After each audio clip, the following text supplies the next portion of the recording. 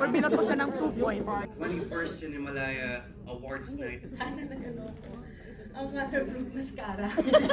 Thank you po.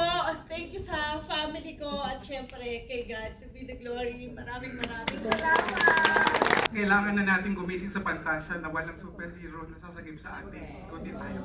At sa community ng Bicol, sa paghatag sa kaibigan niya makaistorya, kag makaparte kami sa sugilanon sa amon nga sosyedad, isa ini kadako nga kaibigan sa amon para ipalapdag pagin ang amon nga mensahe para sa tanan. Kaya na po mag-translate ko.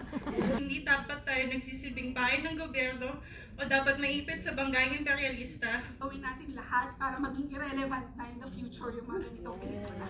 Representation and also visibility in cinema and Philippine cinema.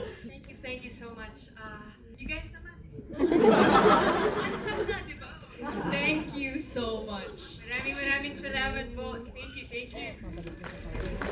May pag-asa na balang araw babalik sa atin lahat ng pera natin na ninakaw ng mahayop at kailan. Congratulations! Sana napakaganda rin yung taon na to, lalo na para sa akin. Namin tayo!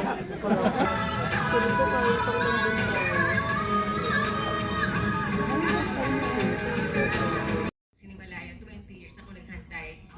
Since 2005 po. At hindi po ako sumuko dahil alam kong hindi pa siguro siya panahon. Mahalaga ang paggawa ng dokumentaryo tungkol sa kababaihan, tungkol sa kasaysayan.